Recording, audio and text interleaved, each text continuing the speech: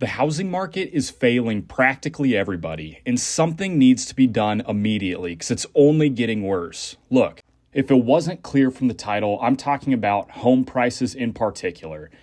I'll also talk about the entire housing market and why it's now literally impossible to build anything that's even remotely affordable. In fact, it's not just your imagination. Some states have made it so difficult to build that developers are now either canceling projects or they're forced to create luxury units because renting at $4,500 a month for a one-bedroom apartment is the only way they won't lose money. And that's why I'm going to break down exactly what's going on, my own experience building in a state like Kansas, and why home prices will only continue getting more expensive if we don't come together and demand a change. Because believe it or not, this is a very solvable problem. Now, if you haven't done so yet, feel free to hit the subscribe button. You'll probably never see this channel again. So if I end up being a huge YouTuber, you'll have bragging rights forever that you were my 10th subscriber. Like literally, I only have 9 subscribers right now. So I saw on Reddit a couple days ago a video from Tucker Carlson talking about why young home buyers are now completely screwed out of the housing market. But for anybody curious, his argument is that we basically face a combination of factors like Wall Street buying homes, rising consumer debt, immigration, higher interest rates, and less development. So all this stuff is fusing together at the exact same time to create this environment where now housing is practically out of reach for everybody.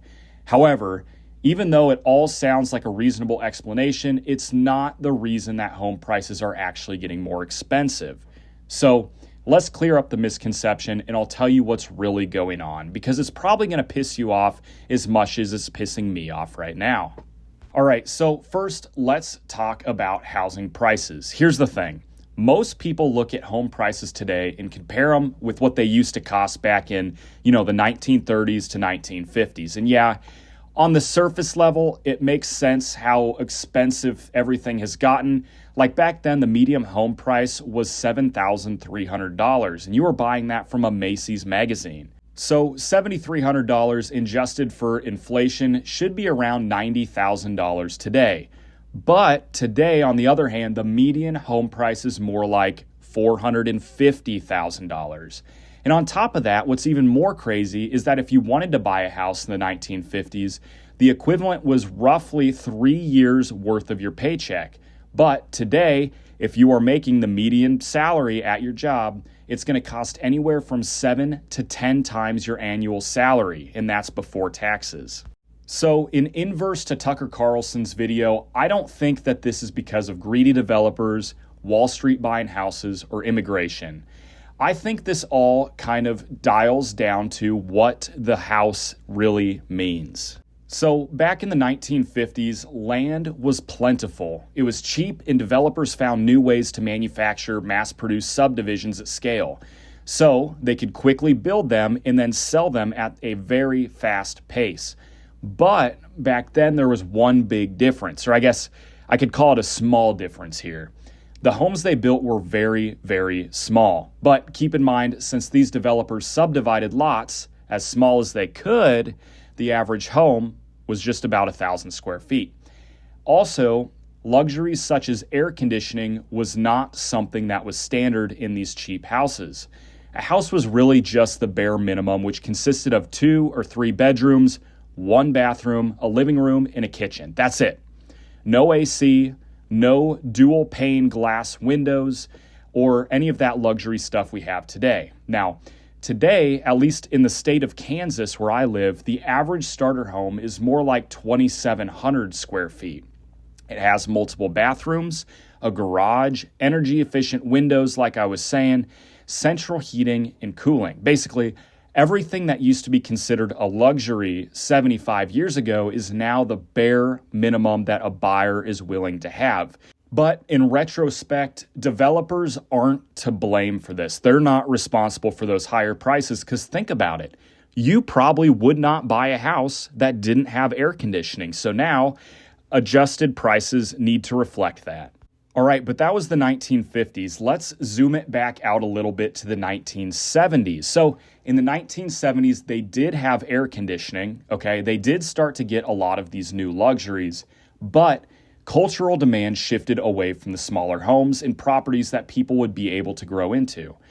As proof of this, in the 80s, only about 40% of the homes were considered entry level, whereas today, less than 10% of the homes fall into that category. But there's one more item that makes the biggest difference, and that would be land. On the surface, the U.S. population has more than doubled since the 1950s, and the majority of growth is concentrated within a small number of metropolitan areas. So everyone wants to move to these larger metropolitan areas.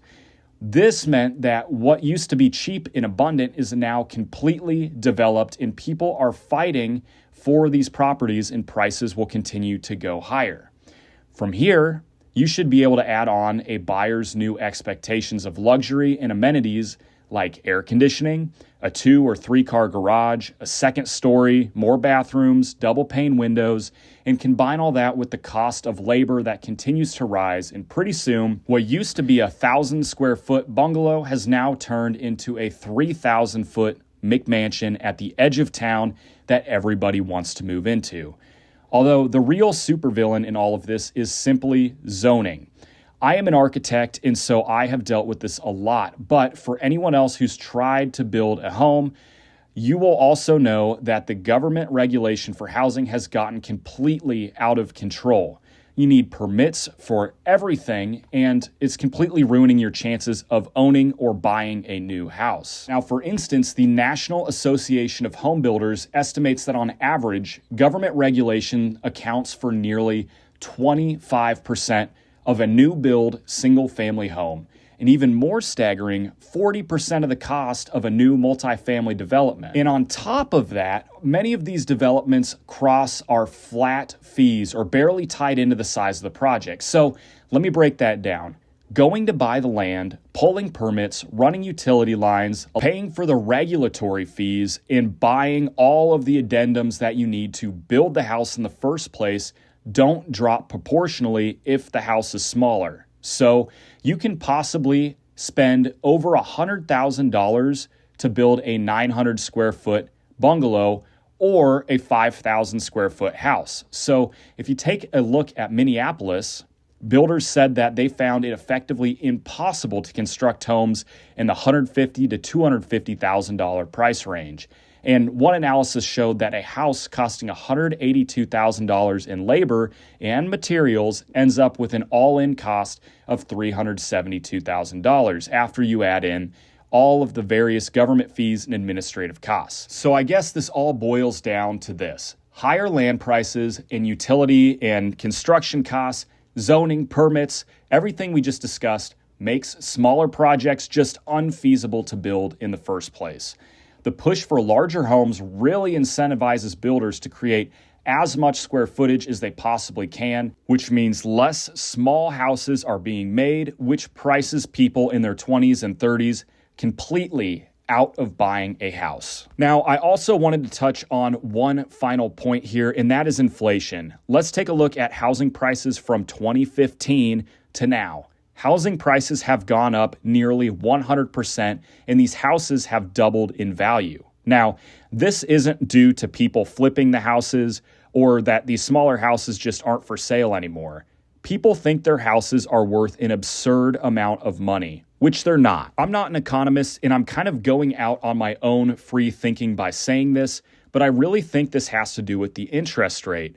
The interest rate is super high, so anybody looking to leave a smaller home and buy a larger home for their developing family, they are forced to sell their house for a lot more money so that they can put more money down on the new house, and in turn, they're not getting absolutely grueled by the interest rate.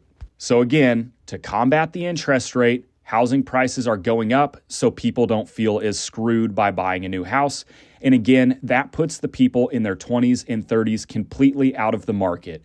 Nobody can afford these prices for a rundown 2-bed, 1-bath house, period. I could go on and on about this all day, and I probably need a second video to continue all of this research. But if you've noticed these super large housing costs and you just kind of feel on the sidelines, go ahead and leave a comment. I'm really curious to talk about this with you guys and see your point of view and the prices of houses where you live. go ahead, leave a comment, and if you've made it this far, you probably need to subscribe because it sounds like you enjoyed my content. I appreciate you guys for watching, and we will see you in the next video. Peace.